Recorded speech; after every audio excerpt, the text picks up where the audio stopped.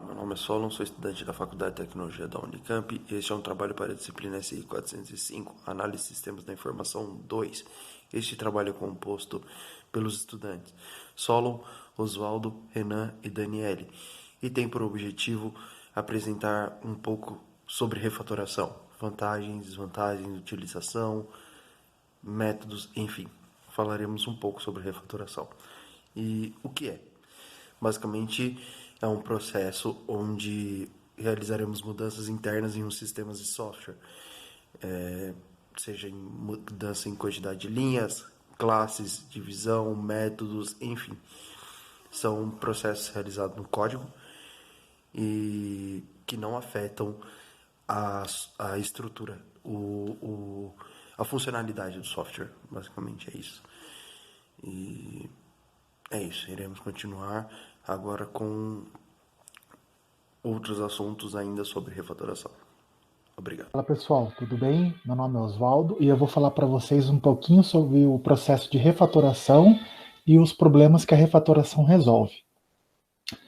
Bom, é bem simples a gente descobrir quais problemas ela resolve, porque a hora que você pegar um software para refatorar, você vai ver o tamanho do problema. E esse problema é sempre um problema de arquitetura de software. Por que eu digo isso? Porque geralmente a equipe fugiu do padrão, fugiu da arquitetura usada, o código está totalmente bagunçado, tem parte de banco junto com interface, tem validação junto com interface, então assim, é bem complicado. E o que a gente geralmente resolve nesse processo de refatoração é o desempenho, que sempre é comprometido, a escalabilidade, porque se você não divide em camadas corretamente o seu projeto ou na arquitetura correta, a hora que você precisar escalonar o seu projeto vai ser bem difícil. Manutenção nem se fala, porque você tem que entender um código extremamente bagunçado, e isso você vai perder muito tempo. E também o desenvolvimento, porque além de entender o que está bagunçado, você vai ter que desenvolver em cima disso. Então, ou você continua bagunçado, que é errado, ou você refatora e faz da maneira certa. Bom, o processo de refatoração. Basicamente, você tem que fazer a mesma coisa que o software faz de uma forma bem melhor. Então, para isso, eu vou dar um exemplo bem prático aqui para vocês. Eu montei essa aplicação no Visual Studio, é uma aplicação ASP.NET, certo? Ela tem simplesmente uma página, a página default.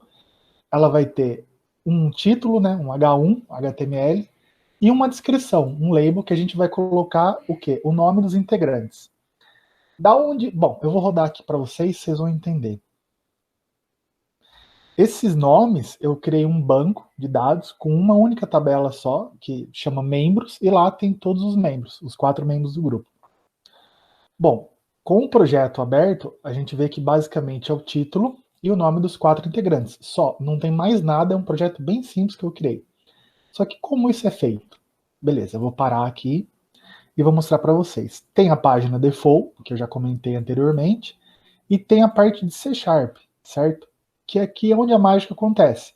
Quando você carrega a página, ele vai pegar uma conexão com o banco de dados que eu criei, um localhost, certo?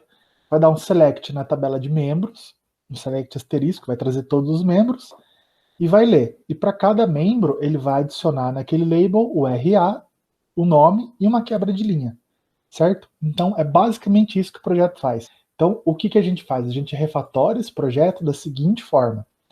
Eu continuo tendo minha aplicação web, eu continuo tendo a minha página default, que é exatamente a mesma página. Basicamente é o seguinte, lá no meu arquivo de C Sharp, o que eu fiz? Não tem mais a parte de consulta de banco direto na tela. Eu implementei uma arquitetura de camadas. O que é isso? Você vai ter a sua camada de serviço, que ela vai ser responsável por regras de negócio, que é da onde a sua interface vai chamar, certo? Então aqui eu tenho uma função obter membros, que vai chamar o meu repositório de membro, que eu criei aqui. Tem um repositório e tem a interface para o repositório. Beleza, então a interface chamou esse cara, que é o serviço, chamou essa função de obter membro, ele vai chamar o repositório de membro. Tudo bem? Aqui no repositório, a gente vai ter propriamente a parte de banco. Então, quando eu for pegar alguma coisa do banco de dados, o que eu vou fazer? Eu vou usar o meu contexto, certo? Vou falar assim, Contexto, vai na tabela de membros, certo? Ponto membros. Se tivesse outras tabelas, você colocaria aqui o nome e me lista tudo. Beleza, ele vai colocar o resultado aqui para você. Não tem nada de muito difícil, mas você percebe que dessa forma a gente consegue escalar o software muito melhor, consegue dar uma manutenção muito melhor no software. E isso você vai arrumando aos poucos os problemas. Eu espero que tenha ficado um pouco claro para vocês mais ou menos o que a refatoração resolve e como a gente trabalha.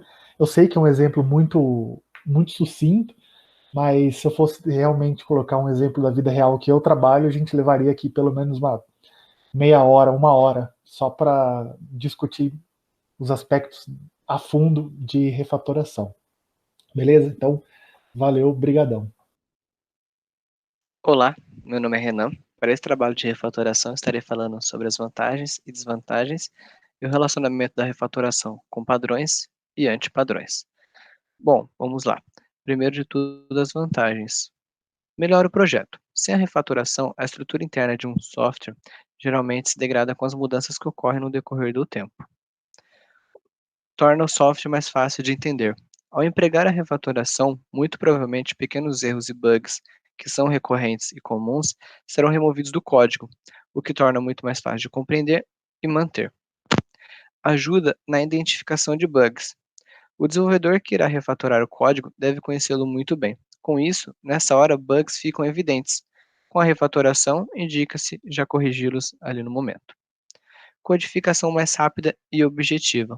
Com todas as vantagens já citadas, o resultado é um código com mais qualidades. Assim, futuramente, para adicionar uma nova funcionalidade no processo de desenvolvimento, ocorre de maneira mais rápida e tranquila.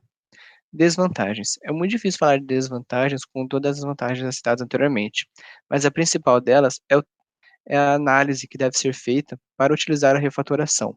Por exemplo, deve ser analisado o tempo de vida do projeto, do software, pois a refatoração exige tempo e dinheiro, o que acaba sendo inviável se o tempo de vida do projeto for muito curto.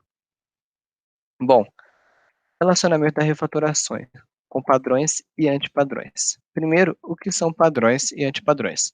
Bom, padrões são abordagens comuns para problemas comuns e que são considerados boa prática no desenvolvimento, tendo três categorias: criacional, estrutural e comportamental.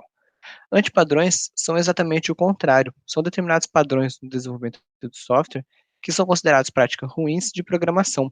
Por exemplo, um padrão seria utilizar uma função de reutilização de código e um antipadrão seria copiar e colar. Ambos resolvem o mesmo problema, mas a função leva a um código mais legível e de fácil manutenção do que apenas copiar e colar. Ou seja, padrões. Sistemas baseados em padrões têm mais qualidades. Antipadrões, equipes devem evitar ter menos antipadrões para ter menos surpresas desagradáveis. Uma frase que simplifica bem isso é conhecer e saber aplicar padrões e apenas estudar padrões. Obrigado e tenha um bom dia. Olá, meu nome é Daniela e eu vou falar um pouco sobre o Clean Code. Clean Code é uma filosofia de desenvolvimento que tem por foco a aplicação de técnicas simples que visam escrever, ler e manter o código.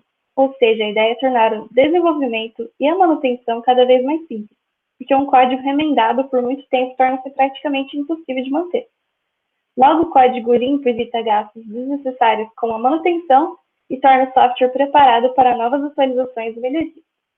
Para alcançar os objetivos do Clean Code, a gente precisa seguir alguns princípios, que são nomes significativos, nomear as variáveis dos jeitos corretos para que você encontre o que está procurando depois, as funções devem ser simples, pequenas e claras, a gente deve comentar só o necessário, evitar repetições e, portanto, evitar ambiguidades no código, tratar erros com exceptions e blocos try-catch, e limpeza, né? Refatorar o código é essencial e facilita a ação do seu código e a manutenção. Podemos perceber, então, como o Clean Code e a refatoração estão ligados, né? E para fechar o assunto, nós podemos ver que o processo de refatoração é essencial para melhorar o projeto, ajudar a programar mais rápido também, né? E a refatoração deve ser parte constante do processo de desenvolvimento, para manter e recuperar a qualidade do código-fonte, e assim potencializar a evolução do software, tanto em requisitos funcionais quanto não funcionais. É só isso por hoje. Obrigada.